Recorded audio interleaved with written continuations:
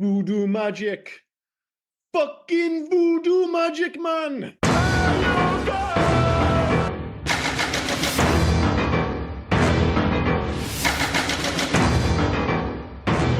Liam, this is Rob, he's Dave, and this week on the Hey Guys podcast, we take a long overdue look back at 1990s Predator 2, a movie that, while far from recapturing the unparalleled magic of the original, did manage to be at least okay. Still, for all its inherent okayness, it remains an oddly iconic movie thanks to a collection of memorable set pieces, some fantastic line deliveries, and the introduction of the crossover movie universe. So, Rob, Dave, are you both on the okay bandwagon, or do you have a more positive opinion on what is probably the fourth best Predator movie? Before we get into that, before we started recording, I showed Dave my notes, and literally my top note, Liam's quote, "Voodoo magic man." Oh, it has to be. It's the best He didn't quote. mention it in an Indian accent. No. In Indian, voodoo magic.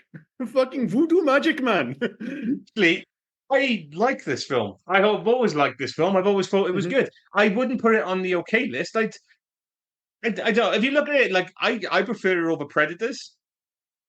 See, that's for me. That's the conversation. Like, and let's be clear, because that sounded pretty negative.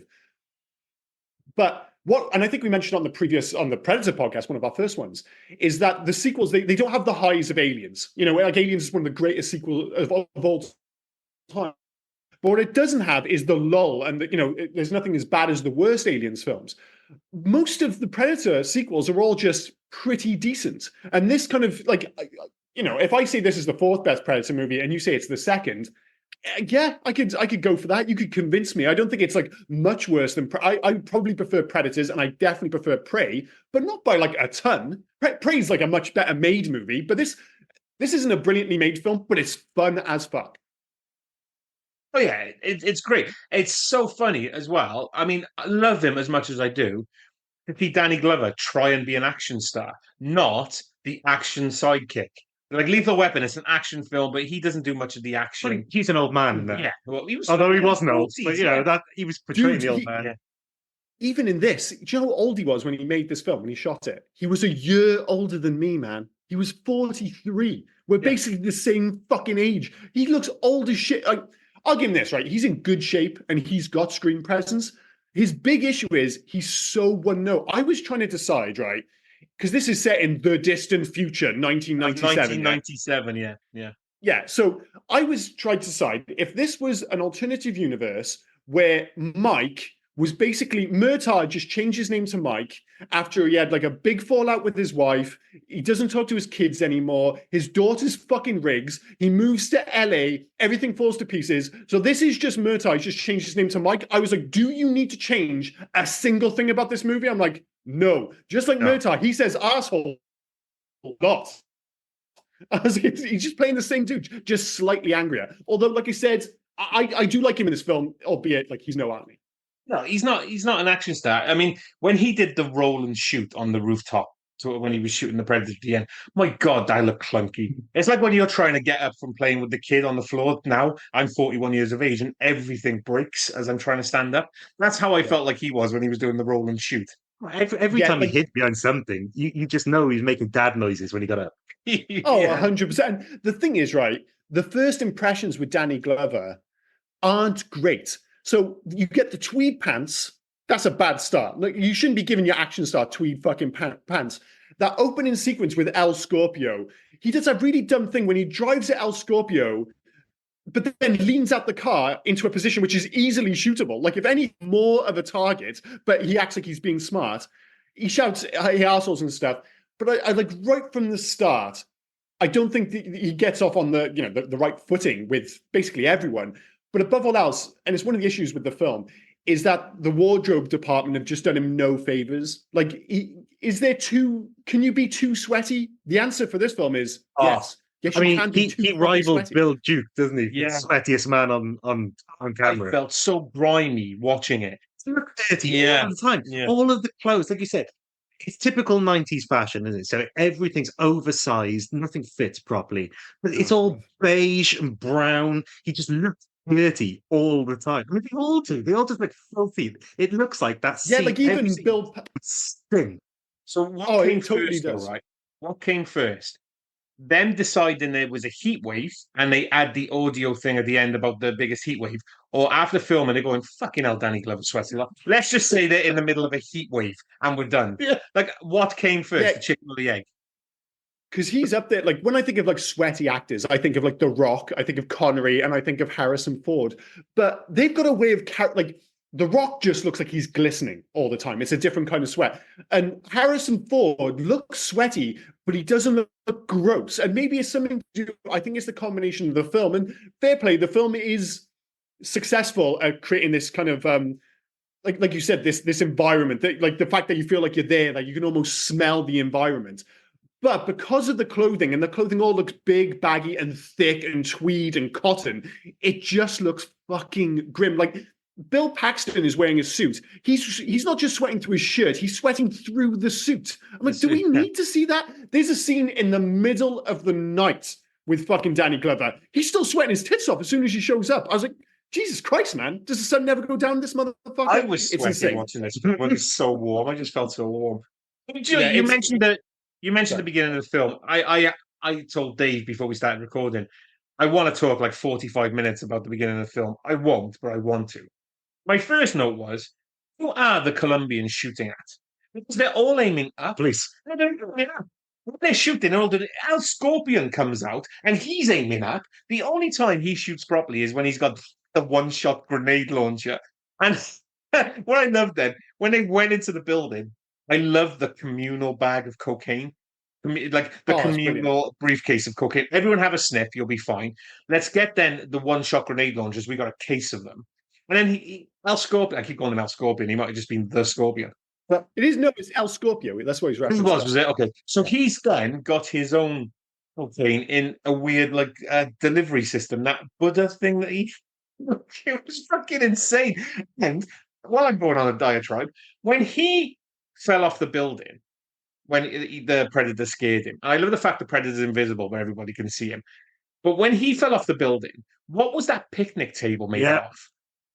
Whoever makes those tables deserves a knighthood. They should make the police's armor because that good guy fell, like 20 stories or whatever it was, and that picnic table, I think the plates still hadn't moved. Well, you make a good point though about the camouflage, because Gary Busey, like at one point says, or it's not Gary Busey, I think it's which Baldwin brother is it? Adam, and he's not a Baldwin brother. No, it's what you say. Sorry, it's not a Baldwin. He's not a. He's called Baldwin. Yeah, his name's Adam Baldwin. But he's not a Baldwin brother. Yeah. He's from Serenity and stuff. Yeah. Like he says, one of them says basically, "Oh, it's the perfect camouflage." If this movie proves one thing, is that the camouflage is far from the perfect camouflage, and I would go as far as saying that. Is that just for us to know he's there? Are they just getting a sense there's something around? Oh, no. Or are they seeing that weird sort of lined... The way Al Scorpio stared at him and got scared, he saw that thing move.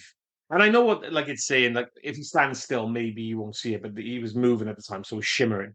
But they, like, in Predator 1, they made it sound like he was the perfect killer. You can't see him in the jungle, he's hunting you, it's fucking great. In this one, they're going, well, he's all right. Like, he's still killing people, but I mean, if this guy fucking takes one step, everyone can see him. Just nobody can seem to kill him. That's one of the big issues with this film, is that this Predator is kind of like he's miles, like the first one, like you said, it's such a big deal for them just to see the Predator. In this film, like the Predator should have been killed like 4 times. He's a bit of a dope. He's a bit of a show off. Like there's the scene in the meat locker where Danny Glover has him dead to rights. He shoots him a bunch of times with a shotgun, and it's like, dude, finish the job. Unload the rest of the fucking clip. Doesn't do it. Predator gets off, just brushes off all those like point blank shotgun shells somehow. On the roof, Danny Glover has a sequence, which is right after that, where he gets the spear. The Predator's turned his back to him. He has the complete drop on him. I've got a spear. Oh, what am I going to do? I should probably rugby tackle him. I'm like, you dopey cunt. It's ridiculous. And even when he gets him, like when he's about to blow him up, so he knocks him off the roof, and you end up in that really clumsy Batman 89 style finale where the Predator's hanging on to Danny Glover's arms, and he tries to blow him up by doing his little arm thing. Yeah. When he cuts off the Predator's arm, he does like a fucking cartoon bug-eyed thing, like, oh my God, I didn't see that coming. I'm like, dude, this Predator's kind of shit. And in the That's one of my biggest bugbears about this Danny film. Glover. When he cuts his arm off, Why does the bomb stop? Yeah, because he cut through the bomb, I think. I mean, that's bullshit. Yeah, and the Right countdown there. hasn't gone on. No, I don't he know never how got alien to the technology countdown, though. works. But No, I think it you're was on- because he didn't finish the countdown. Like in the first one, he had to go through the whole thing, and then once he finished the thing, that's when you had like the little symbols go boop, Yeah, but boop, the boop. symbols were It never going. got to that bit. Yeah, it was. I He'd wasn't already sure done that because he turns around to him and says, "Shit happened." Yeah. And then the Oh. So Yeah, but what I went think, off. I think Liam's saying is the countdown didn't finish, so he interrupted the countdown. That's why it didn't go off. Oh, so the bomb knew that the guy's Yeah. arm had been Yeah. chopped off. Yeah, I'm trying to find an excuse for another dumb thing that happens in this film. As You're I on mentioned my- at the start, a lot of really dumb things happen in this film. You're on my biggest bugbear, right? You said your biggest. By the way, mine is as well. When he lands in the bathroom and then he takes the tile off the wall, which I'm guessing has asbestos in, that's why he's able to seal his armor. Sure. But it looks like he's in a communal bathroom or a communal toilet. It looks like you'd go in a stadium. But then the woman walks in and goes, "There's somebody in our bathroom." Like, did you make that like literally look like a fucking stadium? It was a weird bathroom. Well, it was supposed to be that, like, the whole, like, first question with that scene is, how deaf is Herb and his wife? Like, he breaks through the wall, there's all the hubbub, and then she's like, Herb, I think someone's in the bathroom. Yeah, no fucking shit, someone's in the bathroom. Like, not only has he crashed through the wall, he's punching holes in the wall to make it, in fairness, that's one of the few things this movie does better than the first one. The whole heals himself in the opening film, but there was something awesome about the way he punches the wall and uses, like, I don't know what you call it, cement, whatever it is, to make that paste. I always thought that looked really cool. And I think, like, I didn't even notice the fact that the bathroom looked like a stadium bathroom. I was just caught up in the fact that Herb and his wife are just the two most deaf people in the world. Although she did get a great line afterwards when Murtaugh, I literally called him Murtaugh by accident. Mike runs in behind him and goes, "Don't worry, I'm a cop." She's like, "I don't think he gives a shit." I'm like, yeah, I don't think he does. He just run right through the fucking wall. The reason he's able to heal himself is he's got all the time in the world. He knows Mike is across there. Like, he can literally see him while he's healing himself, but there's nothing fucking Danny Glover can do.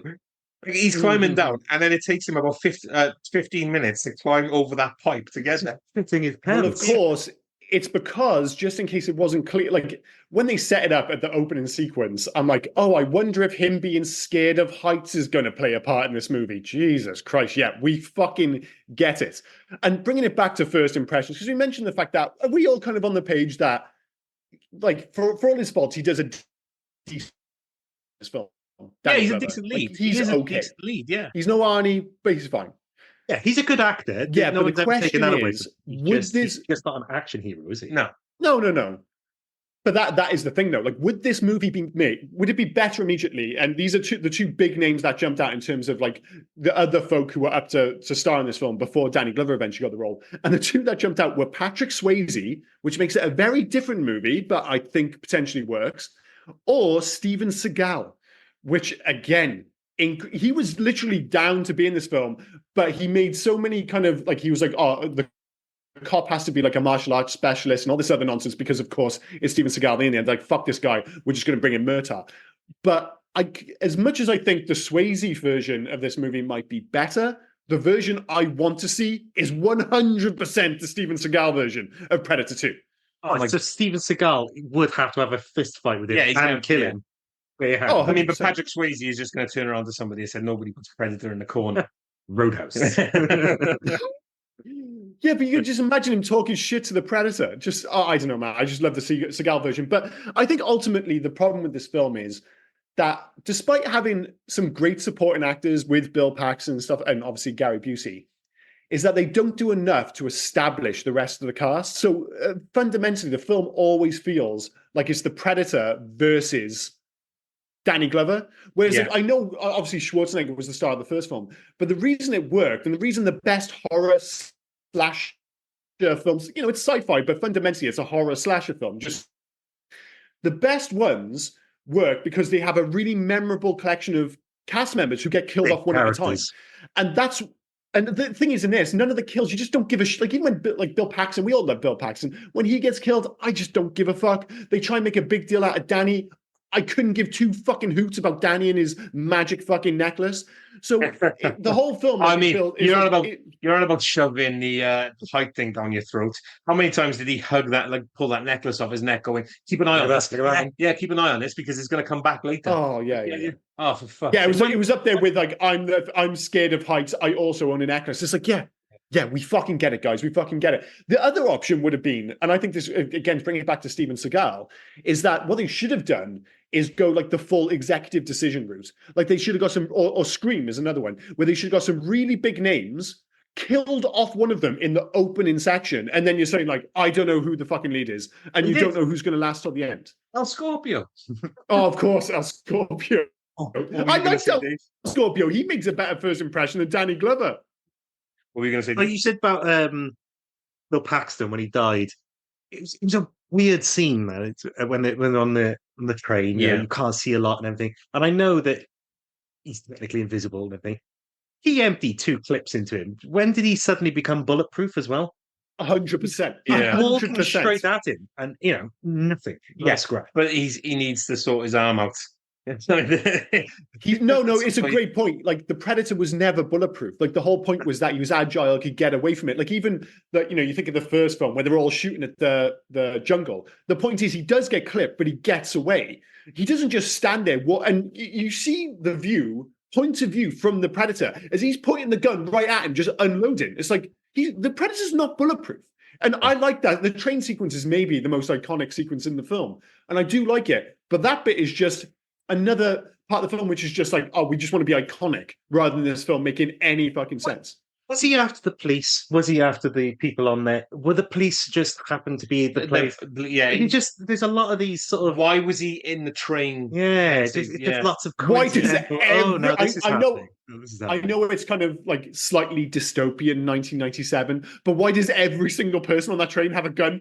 It was like a fucking cartoon sketch where they pull a gun, then they pull a gun, then they pull a bill of gun. I was like, there's like 72 people with guns on this train. It's ridiculous. It's the thing, isn't it? It instantly made me think of like Demolition Man. What was going on in LA in the mid-90s? Because it's like a fucking war zone. Everyone, fuck knows. And the thing is, I do think this movie, like, I think it had some real potential, and it does hint at like interesting things. Like there's the hardcore news reports, and at one point I was like, oh, maybe they were going for like a RoboCop cross with Predator vibe, going for like a Verhoeven satirical take on it, but it's really clumsy. It never really lands. And then I was trying to think of like, why doesn't this sequel work as well as say as an Aliens? And I think the reason is it invites unflattering comparisons with the original because it's too similar. Yes, it's in the city, but structurally it's just super similar. And that was what was brilliant about, and I know I bummed James Cameron and stuff like that, but James Cameron was smart enough with Aliens to know that you know what the alien is like. So the suspense is gone. I need to do something completely different. And he went for the war thing. He went for loads of aliens. And that made sense. And the reason I think, say, Prey is the most successful of the sequels is because it actually did the complete opposite, that it totally pared it back, that it stripped the movie of all its constituent parts and just went down to the fundamental concept of the prey and the prey. But there's not much. The hunter and the prey. I appreciate that with Prey, but there's still not much you can do with somebody who is called the Predator. He has to hunt. So the storyline is going to be the same basic thing throughout the film. He has to hunt. You have to have somebody who realizes, oh, he's invisible. Oh, if he bleeds, we can kill it. But apparently he's bulletproof in this one, but he's not his own weapon proof, I guess, is because he gets killed with his own weapons. That's the only way he dies. It's just, I see what you're saying, but it can't, I don't think they could have done it a million miles away. The thing is, they don't expand the mythos. They don't nothing escalates, and it's like you say, it's just not different enough. I appreciate it's still going to be fundamentally about a predator hunting people, but that's what Prey is. But it does it differently enough that it feels unique from the original film. Yeah. Whereas this film, as I said, it's so similar structurally to Predator that you immediately compare it. That was the right time for it, though. There was no way in the 90s they're going to have a female Native American lead in a film. But it could have been it could have been a more because they kind of said the problem is Prey is ultimately, and that is one of the things this film does famously in that final sequence, is basically set up the entire Predator expanded universe, because Prey basically comes about because of that fucking gun. Because he hands him the gun and it says 1879. It's like, oh, they've had loads of battles here. And of course, Aliens versus Predator, the whole empire that came with that, like with the video games, the comics, the obviously Alien versus Predator movies, that all started with Predator 2. And it's the thing that we've said. It's the thing we've said so many times on this podcast. Things you remember or what becomes iconic seems to always come from the sequel, not the original. Yeah, absolutely. You know, you said about the things that didn't make sense. Amber from The Running Man. Why did they just decide that she was pregnant?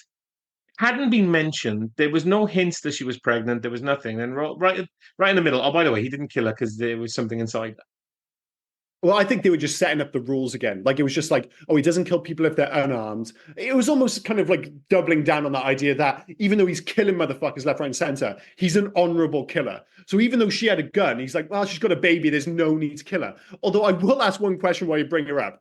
Is Leona, played by Maria Conchita from Running Man fame, shit?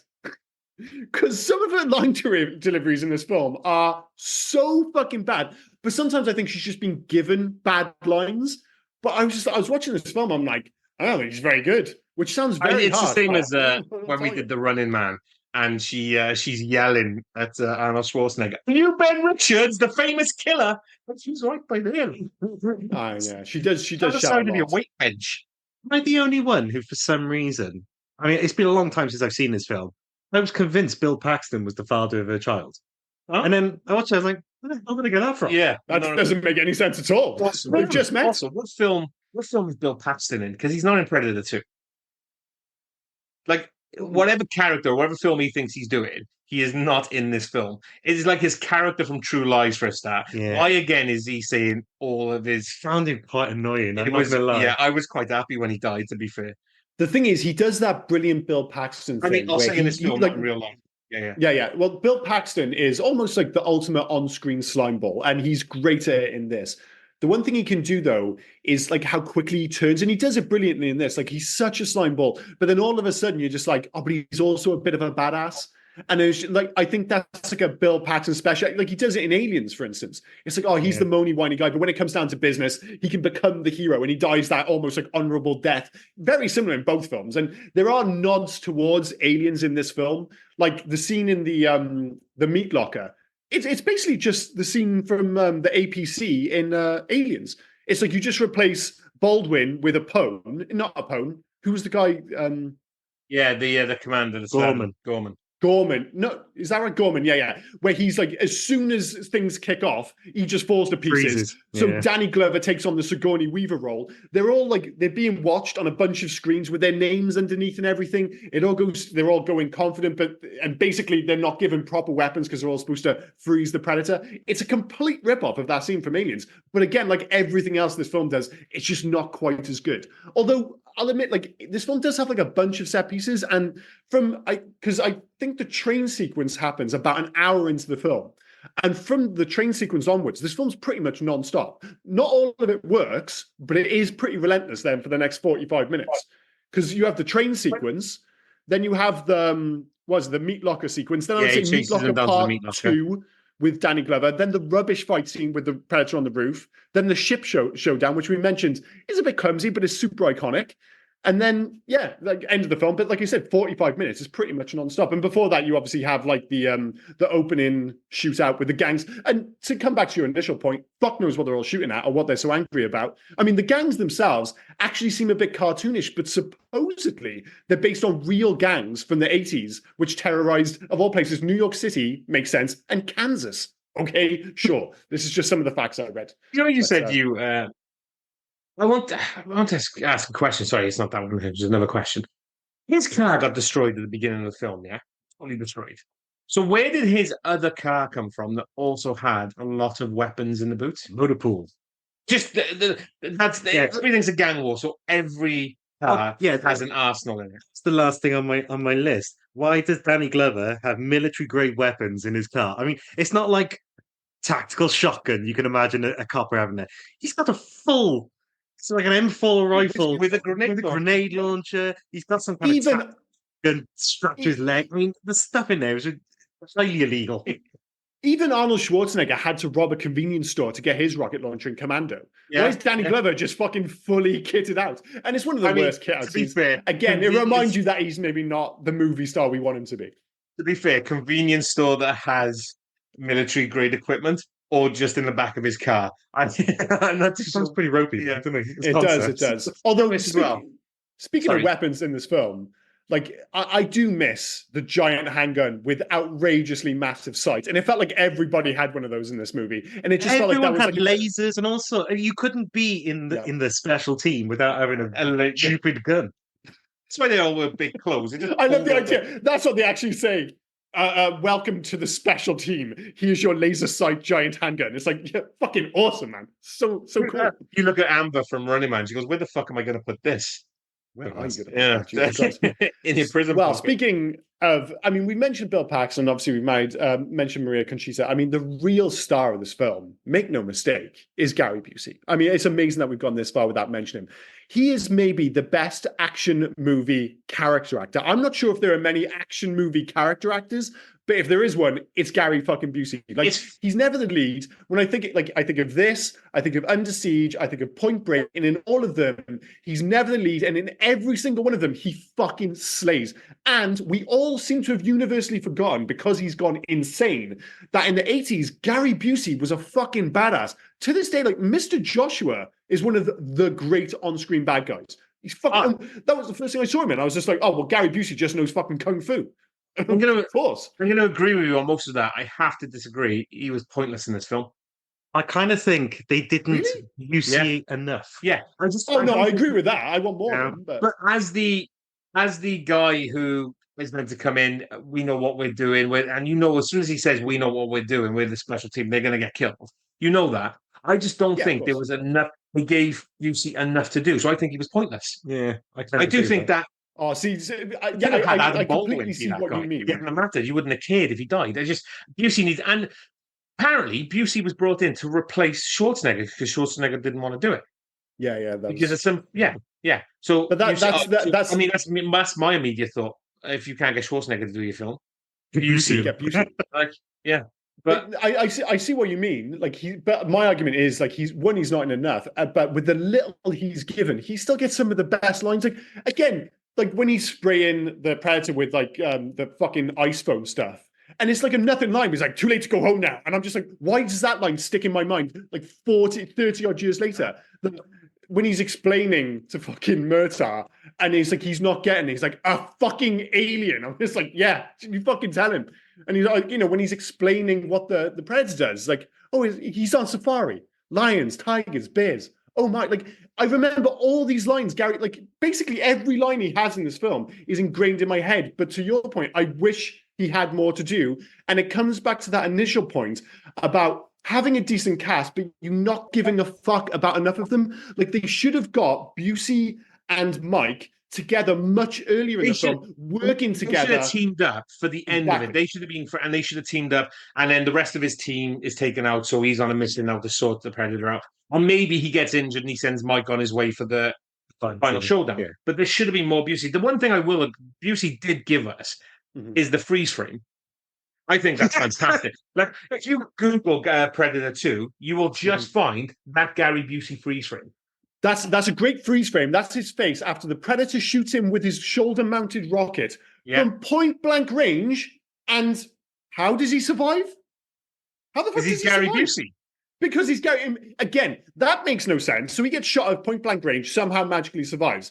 Then when he does get killed, which, make no mistake, is the Frisbee is so cool. When he lines it up and it all lights up, he throws it and it's in slow motion. It goes through all the meat and then gets to Gary Busey. His legs fall down. You see loads of blood. He's like, fucking awesome. Wait a minute. Where's the fucking rest of him? What happened to the top of his body? I don't think they had the money to show the top of his body. You just see his legs fall. There is supposedly an answer to this, and it's the original cut of this movie was much more violent, and it was just at the start of the NC-17 rating, and that was the new X-rated movie in America, and it was seen as the death knell of a movie's box office. And the original cut, which doesn't exist anymore, was much more violent, and in that, what was supposed to happen, and it's based off, I think, a scene, and sorry if I'm stepping on facts here, but this film wasn't made because of the first film. It was made because the success of the Predator comic book turned into this big, massive success, and that's why they made this film. And the sequence on the train is actually taken directly from the comic books. And this is another one where the Predator throws the blade, it goes through his body, but his body kind of travels on the blade. So it hits the wall, and then you see, like, he's held up by the fucking frisbee going through the wall, and his like entrails and his stomach and all that kind of drip down onto the floor, and it's supposed to be super gross. And I think that's the explanation. His body's over there, but we just never see it. So it just looks like a magic fucking awful. It raises so many questions that we would have had on this podcast. Like, why was that blade able to go for everything? The Predator's arm, his body stuck to it. Like, is he just full of buttered sausage? They're just stuck. Him. It just takes him with it. Although that is another thing this movie does, which is pretty cool. Like the Predator's gadgets, like the frisbee's amazing, and that net thing is so badass. Not a fan. You put in the face. This is the thing, right? He has a shoulder-mounted cannon that can obliterate anything. So why does it feel like someone said, "Well, we've done that in the first film. We're gonna have to do something else. Let's give him a little fork that pops out of his arm." Yeah, but he's not just killing to kill. Like, he's doing it for sport. A cannon on his shoulder. So why has he got flying fork, a net, the fork thing, a spear? Why are they using stuff that's like I totally. It is down to the fact that he's doing it for fun. He's like the whole thing with Predators, and there's a reason again when he goes to the wall and there's an alien and there's a human and all these things is that they're testing themselves. It's not like, oh, I could just, because they could just blow them up from orbit. He could kill everyone very easily. But the whole point is, to a certain extent, he's testing himself. He's putting it into certain positions. So that's why he has all these guys. It's almost like just showing off. And like you said, this Predator is a show off. Like, he has Danny Glover like dead to rights like twice, and instead he just kind of strolls around like he's fucking John Travolta in Saturday Night Fever and just waits to get shot. But like you said, he's a fucking show off, and I think that's pride. That's the biggest weakness of the Predator: pride. He's not just a show off. Is he a cheat as well? Because apparently he's in a game where you hunt each other. But he hasn't told the other people. Anyone else. Yeah, he hasn't told anyone they're hunted. And he's got all these things where he's invisible. If he's the world, or the universe is one of the universe's greatest hunters, does he need camouflage? Wow. You could say but that. He doesn't against... you hunt birds in a ghillie suit. And, you know. Oh, yeah. All right, you just like weird times. He did it to me as well. Yeah.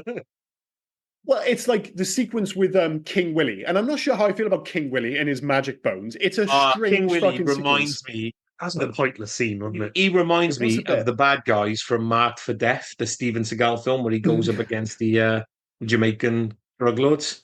It's just fucking King Willie.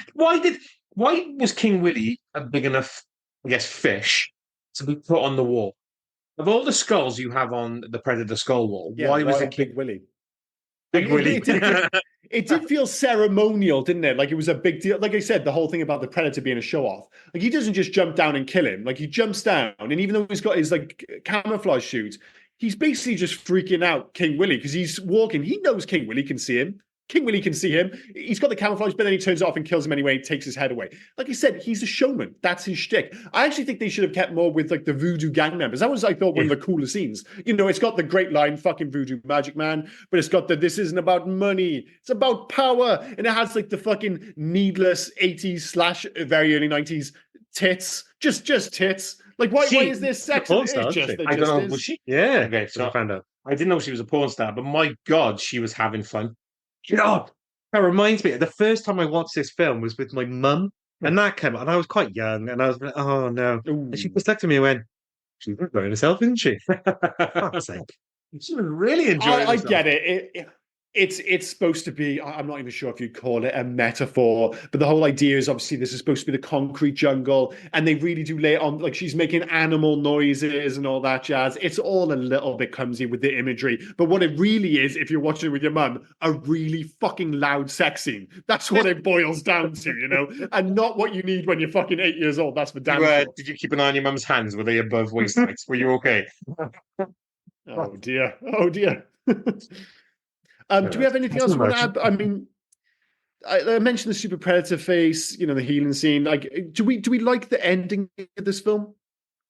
You know, how do we feel about like the showdown? I liked it when all the Predators came out, like the fucking LA Lakers at the end. I actually thought they probably blew a lot of the budget on that because they all looked really cool. And I like they did. I I thought you meant because they got the Lakers, but I think they did Danny Glover a favor. Yeah. But Yeah, yeah. Drax number is what you mean. To be fair, I don't. The end scene in the ship seemed to go quite quickly.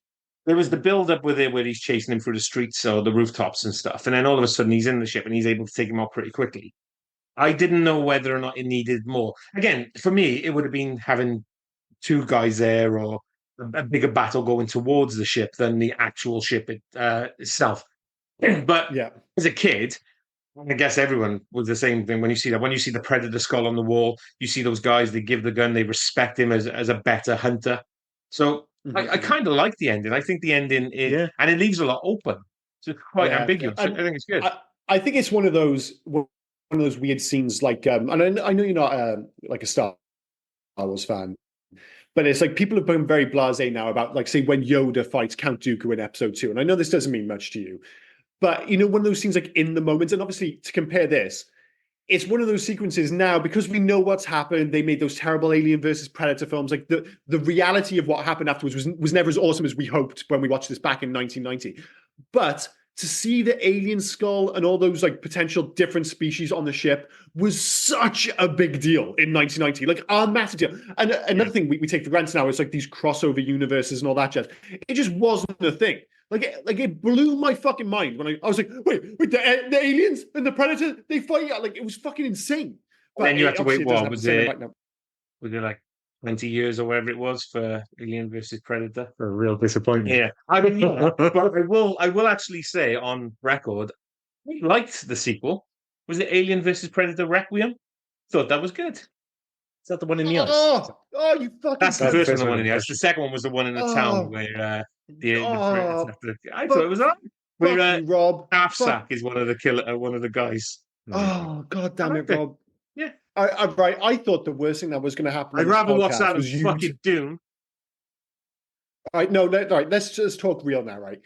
I thought the worst thing you were going to say on this podcast was that The Predators is a decent film. Make no mistake, The Predators was one of the biggest disappointments of all time. Like, was that fourth best Predator? Yeah, was that with the Shane Black one? Oh yeah, it was good. I mean, the only thing was turning him into Guyver at the end, but I love the ending is one of the worst endings of any film of all time, of all fucking time. It's an absolute. I'm not even going to tell him I was joking about Requiem. Now I'm just going to let it go. You have to be, because you've thrown a couple of curveballs my way. Requiem is such a piece of shit, dude. It's such a piece of shit. It's so bad. Like, it's aggressive. I'm joking. I'm just going to let him go. Oh my god! I just wanted to make sure. Sorry, I was having a bit of a coughing fit, and all I heard in the background was you talking about how, like, you liked Requiem. I was like, no, it can't be true. We might have to end the podcast. We might have to end the podcast. But anyway, no. Jokes aside, though, that is the problem, isn't it? Is that it led to Aliens versus Predator, and it was just like those films. Again, we talk about, like, disappointments. If you told me, like, in 1990 when I was 8 years old watching, I probably would have watched it in, like, 92 when I was 10, that they would make an Aliens versus Predator film. Back then, I'd be like, well, that's going to be the greatest movie of all time, because watching these films when I was a kid, like, the biggest deals in the world were, you know, RoboCop, Die Hard, but two of the biggest films of my youth were Predator and Aliens in particular. And the idea of those two coming together, I was like, I couldn't imagine anything fucking cool. And obviously, the comics were dope. The fucking video games were amazing, the PC ones. And then somehow they gave them to fucking Paul Anderson. And fucking terrible. And, I mean, I've always hated Paul Anderson. So I was joking. I can't stand Paul Anderson. I hate all his fucking...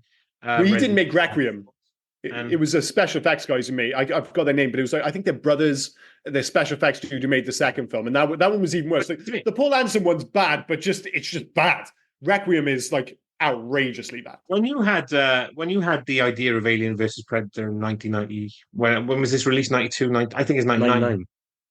99. This is 1990. 1990. I was just saying, it wasn't time. It went very well, Shen. Like, I'll say it properly if I say well. It's 1990 it is.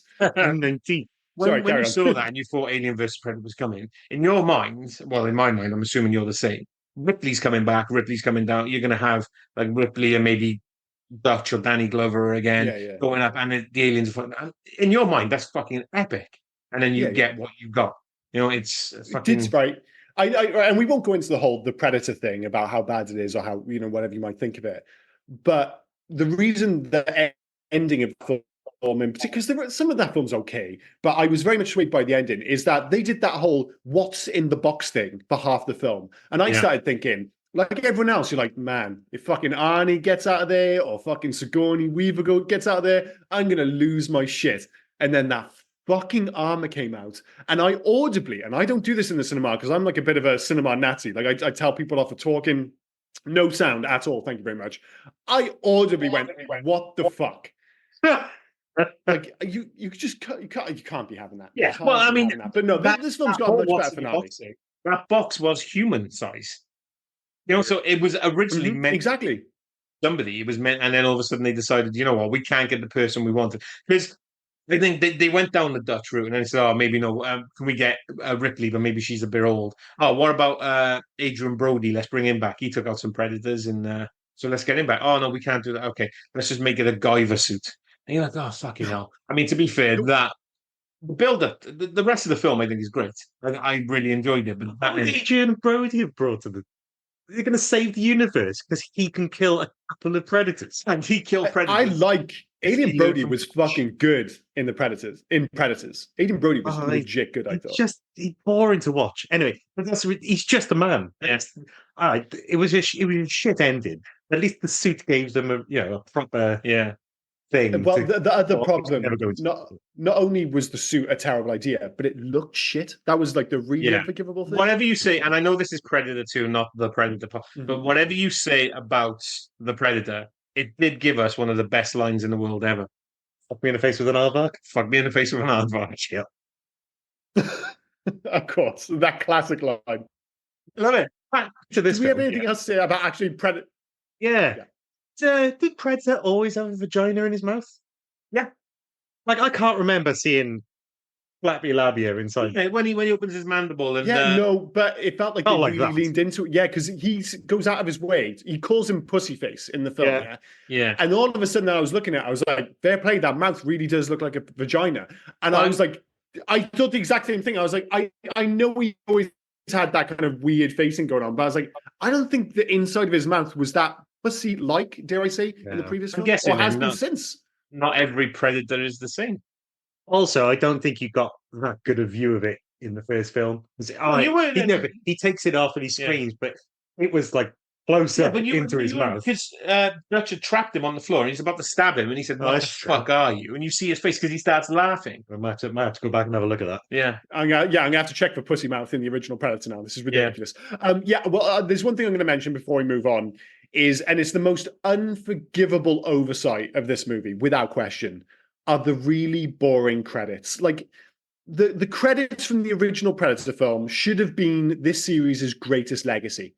Why they didn't go back, have the whole cast, them all smiling, play a cheesy song, and in fairness, like they use the Alan Silvestri score so many times, never to particularly good use in this film.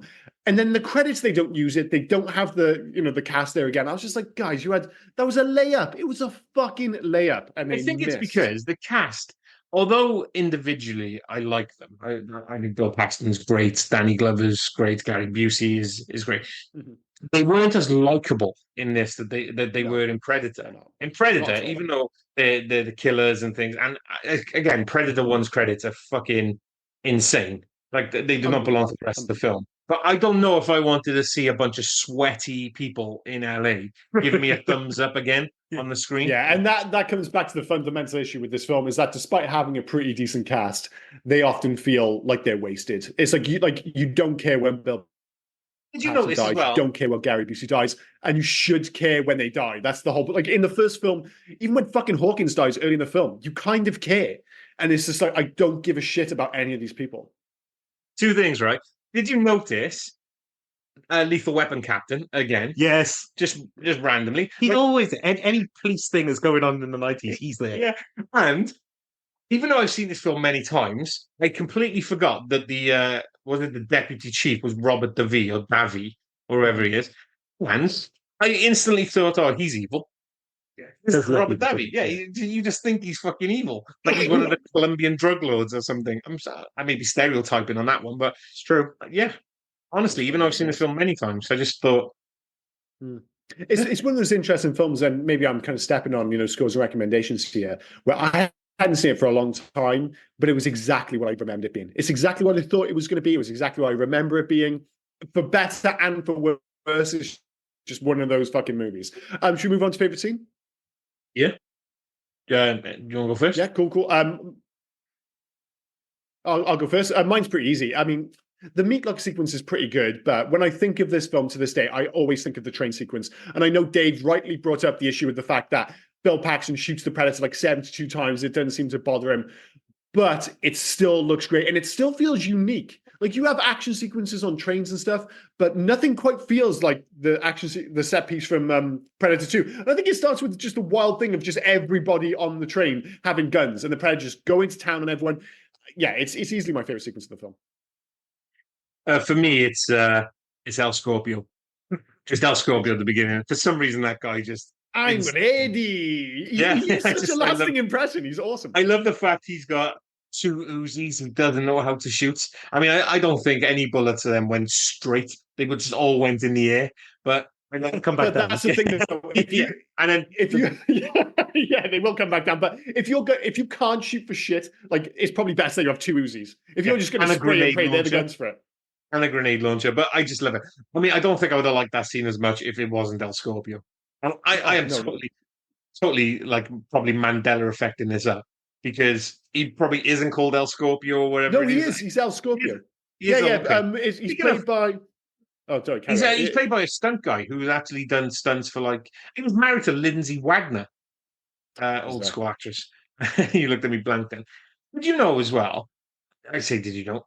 I've always credited and again, Mandela effect. I've always just credited that line as "Hey, Mister, want some candy?" I've always thought it was "Hey, Mister." He just went up to him and want some candy. And again, how is he fucking invisible when the kid with the fake Uzi saw him? It's so dumb, because again, you got to remember, in the first film, as ludicrous as it was only people, let's be clear, people of color could see him, because they're the mystical types, because it's the 80s. Yeah, it's all a little bit racist, but it was what it was. It was like, oh, the dude has like special fucking foreign powers, so they can almost sense the Predator and they can hear him. I know that sounds ridiculous, but that's what they're doing in the original film. In this one, every cunt can see him. Everyone can see him. Even the crackers, we can all see the Predator now. It's absolutely ridiculous. But speaking of credits, did you notice in this film, and it goes to show the fact that most people in this film aren't used as successfully as they should have been. Second credit in this film after Danny Glover is Kevin. Is it Peter Hall? Is that his name? The guy who plays the Predator. Yeah, Kevin Peter Hall. Yeah, he's your second billing in this film. I was like, that's probably right. That's probably fair. I was amazed to see it all the same. Dave, favorite scene? Probably the very end, where the Predators give him the gun and the mutual respect thing. I quite liked that. It was a nice little scene. It was quite short. It was to the point, and it sets up so much of what you think could be great going forward. Yeah. Unfortunately, we didn't get that. I mean, it's funny. Predator has one of the biggest but worst legacies.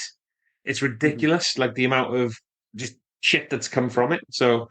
Well, like I said earlier, it's weird. It's a lot of it is middling.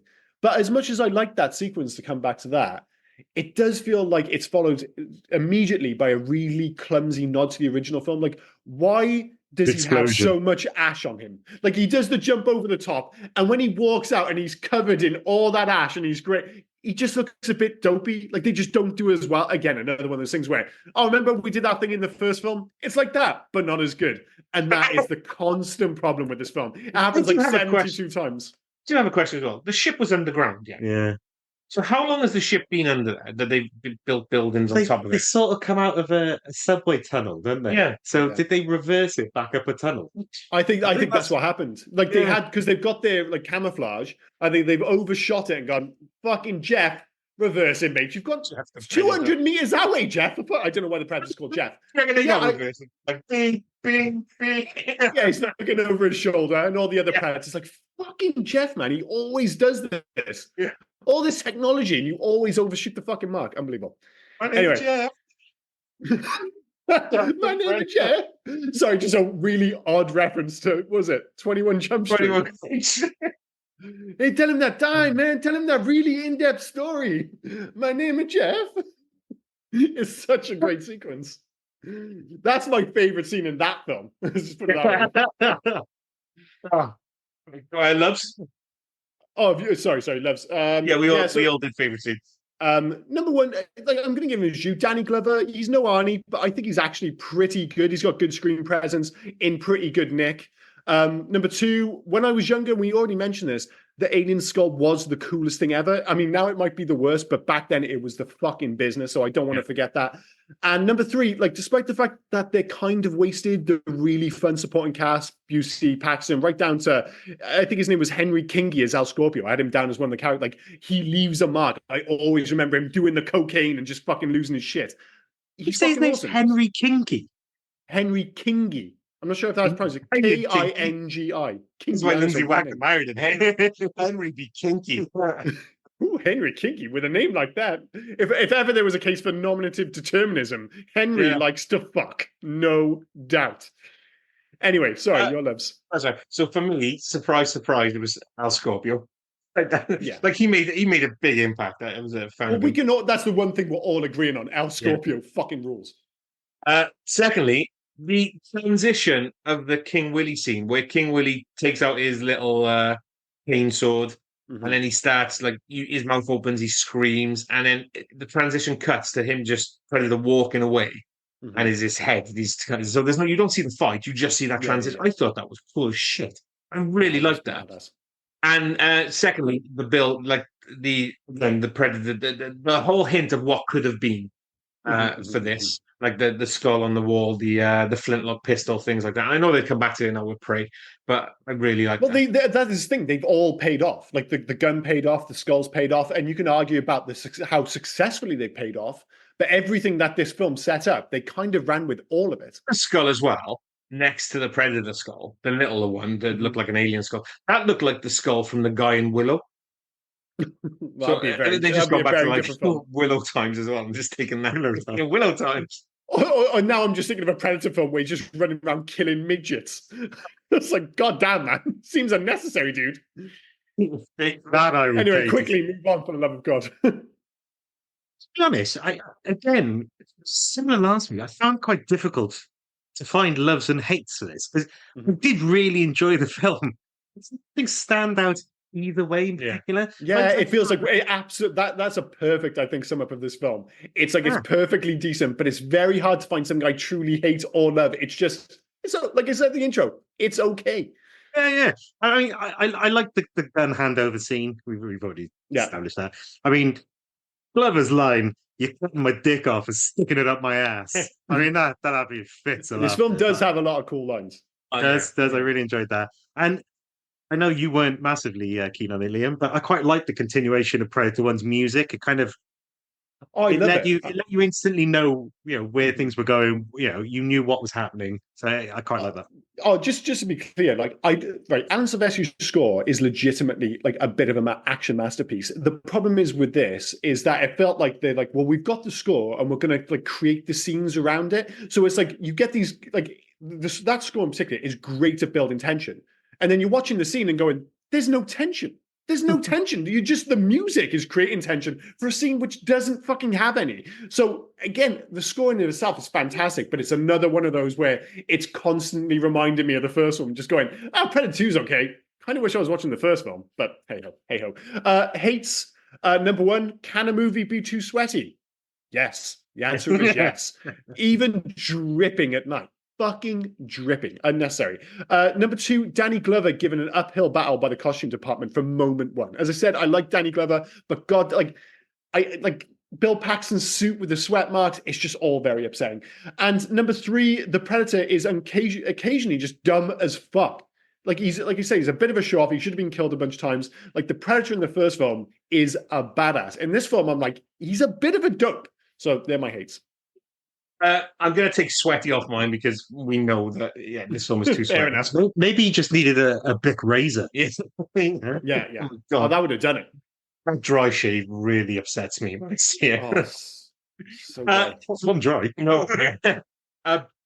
Bill Paxton, I feel, was useless in this film. Like I'm going to put Bill Paxton and Gary Busey together. I feel like they could have had more, but I feel they were useless. The Predator rules. For me, was the second one. it seems his rules would change. Like you said, he got shot loads of times, but he's fine. But his arm gets cut off. All of a sudden, he needs to spend 20 minutes healing himself. The rules for the Predator seem weird, and I got a really weird one. This film made me think of Judge Dredd. That is weird. I wasn't expecting that. But let's be clear. If there's one thing I hate, it's being reminded of Judge Dredd. So yeah, that's a really good point. That's right. Because what I knew when going into this film, you had the shock journalist. The people want to know, but I confused him with the journalist from Judge Dredd, who Judge Dredd gets framed for killing.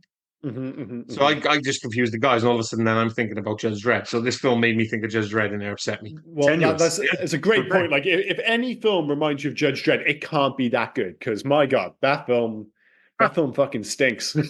That really stinks. Just watch it. If you haven't seen it, by the way, just any excuse to bring it up. As bad as Judge Dredd is awesome. Dredd is the best. Dredd. Yeah. Dredd is. I'm gonna upset you now. Yeah, I don't mind Judge Dredd. No, it's all right. Great. We will. All right. We will be covering her on this podcast. Yes. Probably won't be getting. Well, we're gonna have to get Dave in for the Judge Dredd podcast now. We need that different opinion of someone like, you know what? It's okay. It's fucking okay. Usually that's me. I quite like. It's Rob Schneider. Oh, you motherfucker! I was like, in my head, I was like, if he says Rob Schneider, I'm gonna lose my fucking mind. Dude! Hello, again, like Commando. I know we haven't done your hate yet. Like Commando, where the guy that goes up against Schwarzenegger is Vern, whatever his name was. Like the chainmail guy. What was his name? No. But anyway, the guy that goes in fucking Judge. Vernon Wells. That was the actor. Yeah. I that was what I think on the original podcast, I mix him up with Jules Verne all the time. Yeah. But then the guy that is meant to be the exact replica of Judge Dredd, the stud, is Armand Assante. Like, fucking hell, dude. Like, you couldn't get... Yeah, Judge Dredd. There are a lot of problems with that. I'm so sorry I brought up Judge Dredd now. Anyway. Right, do you hate it? Yeah. The way they stopped the bomb by cutting his arm off, fucking stupid. I totally agree with you. The 90s clothing doesn't work. I mean, it's impractical for fighting in, for a start. I didn't get caught. And the other thing as well is, like, one of the brilliant things about the original Predator is its timelessness. It's like you watch it, it's like straight away Arnie's wearing that like cool red polo shirt. It could be from any era. The whole thing shot in the desert. It's like it could be the 80s, 90s, 2000s. Who fucking knows? As soon as this movie starts, you're like, oh, it's the 90s. It might be the distant future in 1997, but it's still the fucking 90s, dude, for sure. Yeah, and my final one is, it's not Bill Paxton, but it's Bill Paxton's character. Yeah. / Gary Busey. Because, if you're going to have Busey, let him be Busey. Yeah. But yeah, fair enough. That's my three. Fucking Rob Schneider, unbelievable. Titles. I'm just upset in this one that Busey didn't turn around to Adam Baldwin and go, Baldwin, give me two. Give me two. Well, there is actually one scene I was thinking whether he took it from this film and took it into Point Break, because at one point, Danny Glover goes right up in his face and he does that aggressive clap thing as if to make his point. Like, he gets right up in his face and claps in his face. Gary Busey does the exact same thing in Point Break. And I just wonder if he stole it from me. Very kind of weird take. But anyway, sorry, please move on. Alternative titles. Predator 2. We haven't got many. We've only got 3. Oh, unsurprising. There was never going to be that many to a film called Predator 2, I suppose. Brazil, Predator 2, The Hunt Continues. Yeah, it's fair enough. Sounds like the video game version, but sure. Hungary, Predator in Los Angeles. This sounds like that really does make it sound like he's on holiday. Yeah. Oh, the Predator in Los Angeles. Oh my goodness. I mean, what is he going to get up to? Denmark are doubling down. Predator 2, The Predator. What? Just in case you didn't get with the first one. The Predator 2, just in case you think this is about someone else. This is definitely about the Predator, dude. Unbelievable. Facts for the film? Dave, you usually bring some for you. Do you? Where's my phone? Hang on. Oh, brilliant. He's like that fucking guy at the airport who's got all his stuff in his suitcase. He's got a 2-liter bottle of water as you're trying to get through security. This fucking guy, unbelievable. Sorry, Dave, I'm really on your shit. Sounds like my mother. Really got very upset about the whole thing. Does he have a prick at the airport who keeps walking, like keeps forgetting to get all his electrics and all his fucking metal out of the bag, the scanning area? Yeah, and it's like, when you're like queuing to get something to eat and you get through this long queue and there's someone in front of you, and then they get there. And when they get there, they suddenly start getting their money out. Then they're making their decision. Those people should be shot in the fucking street. The world would be a better place without them. I'm not talking about Dave there. Right, I okay, get there we Dave, go. but, yeah. We're not. I the- don't want to kill Dave in the street. Just be clear. The Predator at the very end, who hands him the gun. I don't know whether he's in other things because this is about predators in general, not just this film.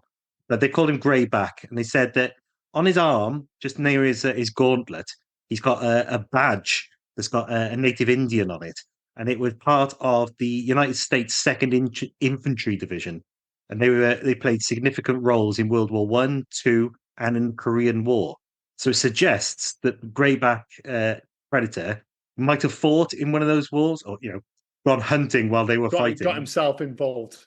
I'd love this one. They do say like the Predator's like drawn to like hot weather and times of violence. So if when World War II was going on in the summer, you're like, yeah, of course the Predator's going to show up.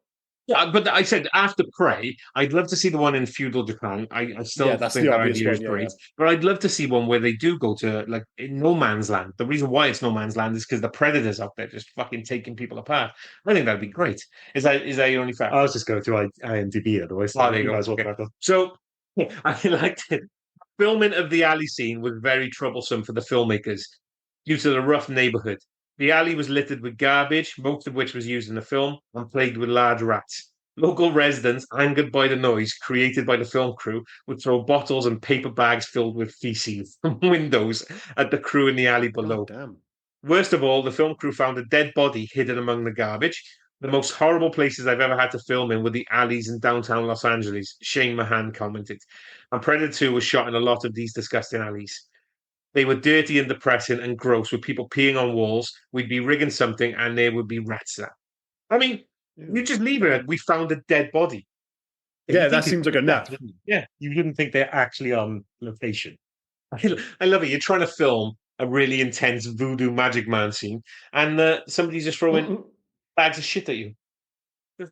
Yeah, of all the thing, who has like a? You've really got to set that up. Either they're shit in a bag of shit on just ready to go, or you actually shit in a bag and then throw it at someone. Like, do you know how angry you have to be to go right? It's not just a matter of being angry, because when someone is angry, you can suddenly do something dumb. You can punch them, even shoot them, say. But to remain angry enough to be like, I'm going to show that motherfucker, you go into the kitchen, you grab a bag, you go to the toilet, you wait until you're ready to take a shit. You take a shit in the bag, you wrap it up, and then you throw out the window. Like, I don't think I've been that angry at anything ever. Like, it's just, I mean, fair play. If somebody threw a bag of shit at me, I wouldn't even be angry at them. I'd ask myself, what have I done to deserve this? It's one of those times where, self-reflection, that's what it's all about. Sorry, Rob, facts. I do apologize. Right. The Jamaican voodoo posse gangs seen in the film were based on actual gangs that were terrorizing New York City and Kansas City in the mid to late 1980s. Like, there's two cities I put together. Yeah, I said that earlier. Yeah. Did you? Yeah.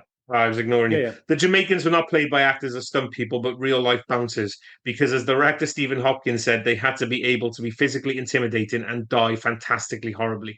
I do apologize, dude. I missed it when you said that earlier. That's quite no worries. Yeah. The spear weapon that was used in the film disappeared and was reported stolen after filming was completed. I just love it. Cool thing. Somebody who probably threw a bag of shit is probably holding that, that on their wall now. Just that spear. Of all the things. After having the lower portion of its left arm sliced off, the City Hunter Predator was played in wide shots by one-arm stuntman R. David Smith. Oh, that's a great one, actually, because I remember watching the film. I was like, how the fuck did they do that so well? Because famously, Carl Weathers gets his arm torn off in the first film. And if you don't watch the more recent special editions where they tied it up, there's a bit when he turns around and you can clearly see his arm behind his back, just taped behind his back. So watching this film, I was like, God damn, they did a great trick. It's like, yeah, of course he did. It was a different dude who only had one arm. So it makes sense. Respirators were required during the slaughterhouse sequence due to the debris and chemicals that had filled up inside the set. Filming of this sounds awful. It really does, doesn't it? Yeah. Maybe they were just that sweaty as well. Horrendous. You don't get bags of shit and dead bodies thrown at you. You're now getting poisoned in a slaughterhouse. Fucking hell. Sounds rough. Sounds rough. John McTiernan's fee after Die Hard was $2 million. That's why he declined to direct this movie, because the executives wanted to keep the budget the same as on the first film. Fair enough. John McTiernan is a weird one because obviously he has this great record of fantastic action films until he stopped making fantastic action films. He's got some real fucking stinkers on his CV. So I'm not sure if him making this makes it better or worse or what. I don't know. Ruben Blades, who plays Danny, was giving a live television interview to Good Morning America from the set of the movie. During the interview, director Stephen Hopkins was unaware of this and thought that Blades was holding a production. So he walked on camera and ordered Blades to work very loudly. The incident was so embarrassing that Blades and Hopkins did another interview a few days later to apologize. The show stopped doing live interviews ever since.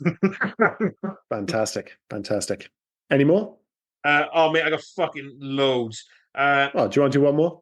Yeah, the Predator scene on the ship make a special appearance and the humorous behind-the-scenes Danny Glover's Predator dance party video. Yeah, I've seen that. It's insane. It's fucking insane. They're all just having a dance. I've not seen it. Oh, shut up. I haven't seen it. You have to look at that. Yeah, they you all just will. dance. Yeah, All right. yeah, it's worth watching. After For Hug to the Future, so this is where we ask the question, remake, sequel, Don't Touch or Let It Die. I think you already mentioned it. I'm actually for more sequels, thanks not to this film, but to Prey. You know, we already, like, the obvious one is A Predator Goes Back to Feudal Japan. Like, it's the whole, like, if they hadn't shut the bed with Assassin's Creed, the whole idea is that you have the whole, of human history. Basically, you can go anywhere and make these films. And Prey has done that because Prey was really good. And you're like, yeah, just have one where it's feudal Japan, one in World War one in the, I don't know, wherever the fuck you want to go. Like, it's just left the door open to almost anything. So, yeah, of course I want to see another sequel. But as much as I like the idea of the World War One movie, it's hard to see past the idea of Predator fighting samurai in feudal Japan. That's definitely the one I think everybody wants to see. Yeah. Well, it's the low-hanging fruit, isn't it? Everyone wants to see that. It's like, just fucking make it.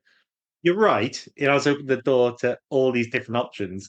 The thing I'm worried about is they're just going to keep making these fucking films to the point where you just don't give a shit anymore. You know, do a couple. Yeah, don't overdo it. Don't just don't Fast and Furious it. or Scream it or anything. What are we on now? Like fucking Scream 7 or something. It's just, just do a couple of good ones. Yeah. I mean, I think Prey kind of, and I know they've still done all these films, Prey kind of resets it now, which is fine. Yeah. But then that was good. All right, the next one is okay. And then they'll just keep going until it's straight to DVD shit. And I think the important thing is as well, like, Prey wasn't just a good idea. As I said, I think the reason it worked is because they stripped it all back. But, like, as I mentioned earlier, back to its component parts. It's a really simple film on the surface, at least.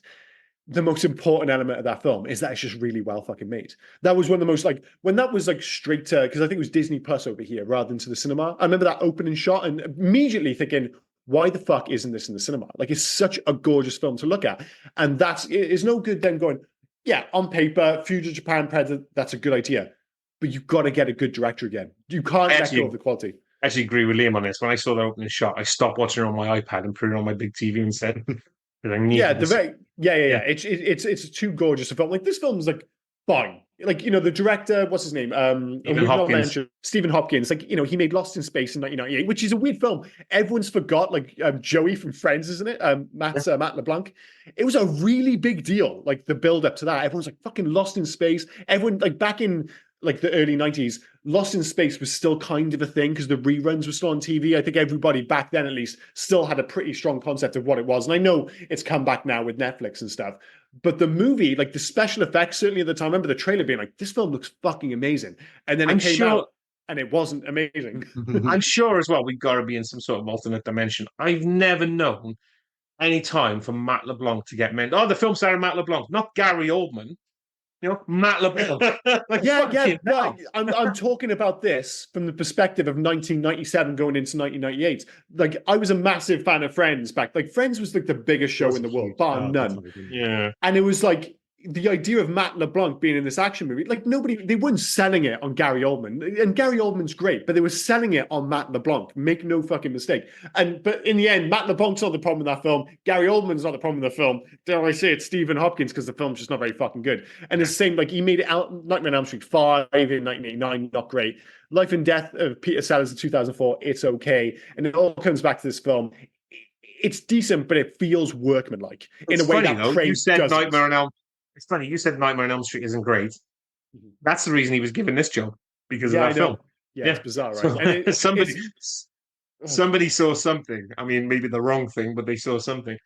For me, in regards to the Hug to the Future, it's really weird, and I think we said this before, with when we do Back to the Future on sequels or on Mhm. film franchises, because you want to say leave it alone, and they've already done 7 more or whatever it is. Yeah, yeah, But yeah. if we're looking at Predator 2 alone, I don't want to see Predator 2 get remade at all. No, no, no, So no. Of course if not. I'm looking to stand alone on Predator 2, just leave it as it is. But Predator overall, I do want to see some good more ones, some more good Some good ones. more. Yeah, like Rob wants to see Prey. good more movie. I want to see good more movie. That's all I Yeah, want yeah. to see. I'd love. Listen, that's all I want to see is good more movie. That should be the tagline. Two guys and occasionally Dave who just want to see good more movie. That's all we want. That's a T-shirt right there. T-shirts. That has to be a T-shirt. Hey, you guys, we watch good more movies. Yeah, 100%. Dave, come to the future. Yeah, no, I agree with you. Yeah, there's no point. Yeah, there we go. Make a change. So this is where we ask the question: if you could only make one change to this film, it's really easy. For all my complaints, and like I said, I love things about this film. Maybe not love, as Dave said. There's a lot of stuff which is okay in this film, but if there's one thing I truly hate, it's the wardrobes. So without question, if I could change one thing in this film, it would be the wardrobes and make them less horrendously 90 and tweed-like. For me, I've already said what it would be. It would be more Gary Busey teaming up with Danny Glover. I think for That's me, a better answer. that is like you've got a better ending and a better, I guess, third part of this film as you move forward. That fundamentally changes the structure of the film and deals with a lot of the problems that we have with this film. Is that if they get those two together earlier, you have more screen time for Busey, you have more screen time for Paxton, maybe make him less of a douche. Sure, if you have more of that screen time, you care more when he becomes less douchey and you realize, oh well, he has this like persona, but he's actually a pretty good cop and stuff. They hint at that, but there's not enough of it. So mostly when you think back to Bill Paxton's character, you just remember him being douchey instead. Yeah. And with Gary Busey, you're like, well, he's kind of badass, but he's not allowed to be badass long enough. He just kind of shows up and gets killed. And it was just, you're like, for me, complaining about the clothes is one thing. The correct answer is get those guys on screen more and for longer, basically. With Paxton, it was that Lone Ranger comment. He's the Lone Ranger? Yeah, he's the Lone Ranger. You go, Lone Ranger. What the fuck does that mean? Like, there was no hints to why he was the Lone Ranger. But, they've... Well, my initial thought was to have the ending credits as Danny Glover dancing with the Predators. That's that would have made my day. Like an old school, like they used to do it with Jackie Chan movies. They would end it with like a blooper reel at the end. Yeah. You know, I always love those. I always thought those, especially for stunt movies. Show me the blooper reel. If there's not a blooper reel, well, show me Danny Glover dancing with fucking Predators. That'd be awesome. Sorry, was that a connection then, or was that you? Did you say bloopy reel?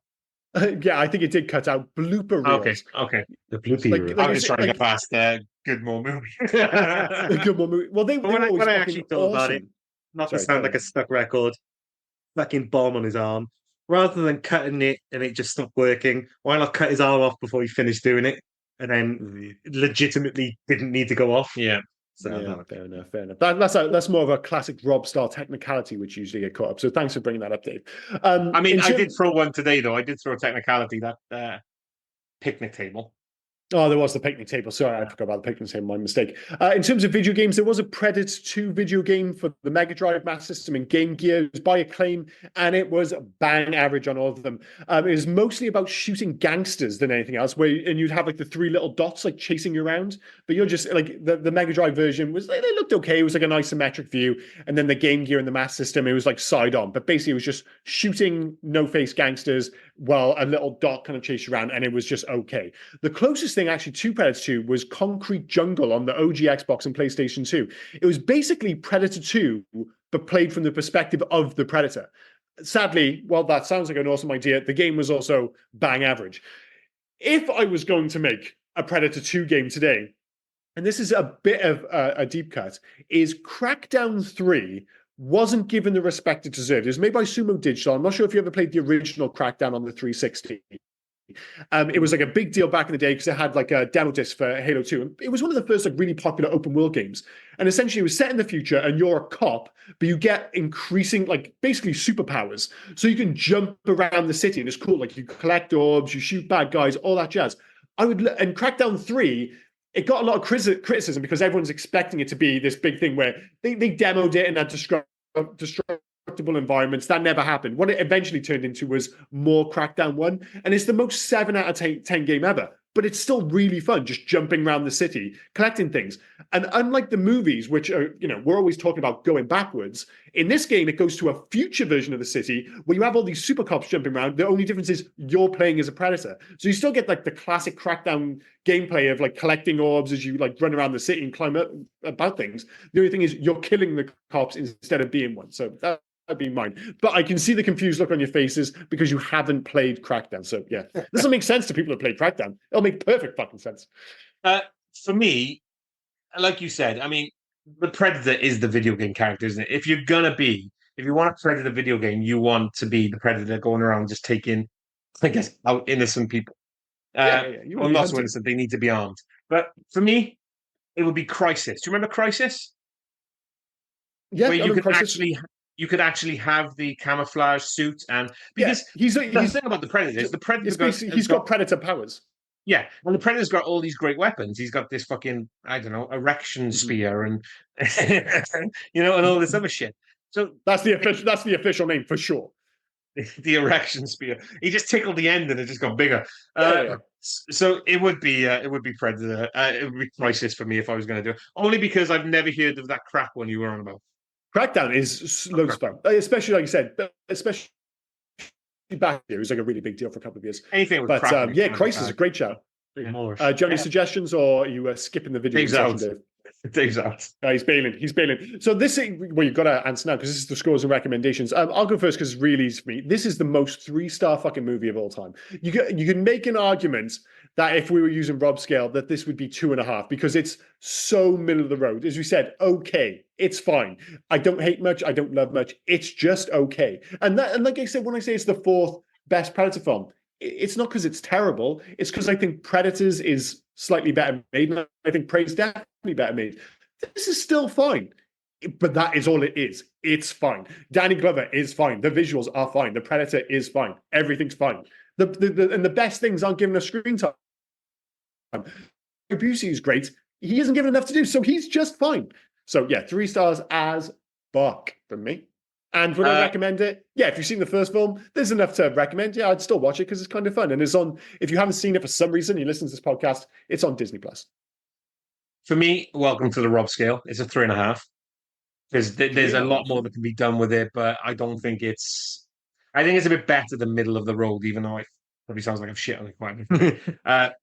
But so for me, it's 3.5. But the weird thing is, I'm not too sure if this is a film that can be recommended, or I would recommend it. It goes back to that age-old thing we've said many times before. The people I would recommend it to have already seen it. So, yeah, for me, probably not. I wouldn't just go to some random, using our name, Jeff on the street and say, what's this film? Yeah. But, if I was talking to my name is Jeff, then you are right. Like, I wouldn't recommend this to just anyone, and that is really what the question is. Like sometimes I lose sight of that. I'm like, well, if you've watched the first one, I'll tell you to watch this. The real question we're asking there is like, if you have nothing to do with Predator necessarily, and you're just like, oh, should I watch this film? And the problem isn't the fact that it's a sequel. It's just like it's okay. I wouldn't recommend it either. Yeah, Dave, scores, recommendations. It's a 3. Yeah, it's enjoyable to watch, but it's like you say, doesn't feel like a lot's happened when it's finished. But it just kind of happens. I also agree it's the 4th best Predator behind the Predator and Prey. Wait, so you would have. So what would you write? So my order is Predator, Prey, Predators, Predator 2, The Predator, and we won't count Aliens versus Predator and all that jazz. No, the Predator is. Yeah, you would put the Predator third, and then you'd have Predator 2, and then Predators on the end. Because I don't know, I can't deal with skinnier fake Dutch Adrian Brody or whatever. Yeah, I can't like him. Just keep recreating what happened in the first one. Oh, I heard that you can get covered in mud; he won't be able to see you. Yeah, and that's bad. That's bad. The other thing as well, like you got the one ethnic lady. Oh, we hear the stories in my village. So exactly. Comes out for me, the only character I liked in that film was the Russian. Yeah. He's pretty cool. Wally Cox. But I like Wally Cox in that film. Yeah, he's pretty good. That is another thing, isn't it? It's just one of those tropes from all the Predator films. Like if you're ethnic, then you've heard about this in a village somewhere. It's like, Yeah. of course you fucking have. Ridiculous. All right, so Oh my god! I next just thought week. about Wally Gogs when he showed his tattoo and he goes, "Look at those tits. That's my sister." Oh my god, dude! Yeah. You say something about he's going to rape the woman? He's some raping. When he goes home, he's going to do some murdering and raping some fine bitches. Oh my god! Yeah, he's the Rob. worst. And his name sounds like a racist epitaph. Like, was it Wally Gog or something like that? Walton Goggins. I just call him Wally Gogs. Or Wally Gog. You got to be careful because that sounds racist as fuck, dude. Walton Goggins. But he's Walton done Goggins. some awesome characters in all sorts of things. Oh yeah, he's great. He's a great actor. Oh, he's great, but he's horrendous in that. But Oh, he he is horribly unlikable. Yeah. So I'll give him that. But anyway, moving on. So yeah, that was Predators 2. What are we doing next week? It's your choice, sir. It is my choice. We're gonna stay in the 90s. Well, literally, we're skirting the end of the 90s. Brendan Fraser, Rachel Weisz. Oh, The Mummy. Unbelievable. Mummy. It's, as soon as you said that, I was like, how the fuck have we not done The Mummy? The Mummy. Again, another one of those movies that was a massive deal in 1999. 1999 was one of those weird films where you had like a lot of iconic films like Episode 1, The Matrix, The Mummy. It was almost like even though the early 90s had like these breakout special effects years with like Jurassic Park and Terminator 2, where it was still mostly physical effects, but they started like embedding them. It felt like there was like a long wait then for them to get it right again. There's a lot of dodgy CG in the mid 90s, but then suddenly in like 1999, it was like, wow, look at all these fucking films. And it was maybe the first ones after the early 90s, which have actually stood the test of time. We'll see if The Mummy has stood the test of time. But last time I saw it, it still looked pretty fucking dope. I could tell you why we've put it off so long. Because I've been dreading us fucking mentioning the fucking legacy and you blowing Tom Cruise for the other Mummy film. So I've been no. I will not be doing that. Although I did watch Risky Business, which I would actually encourage you to watch. I know I've seen it. Are you a fan? Well, Risky Business. No, I didn't like it. Yeah. Oh, that's a shame. I thought it was so much better, so much more interesting than I was expecting. I thought it was a fantastic film. Anyway, that's besides the point. If there are not many genuinely bad Tom Cruise films.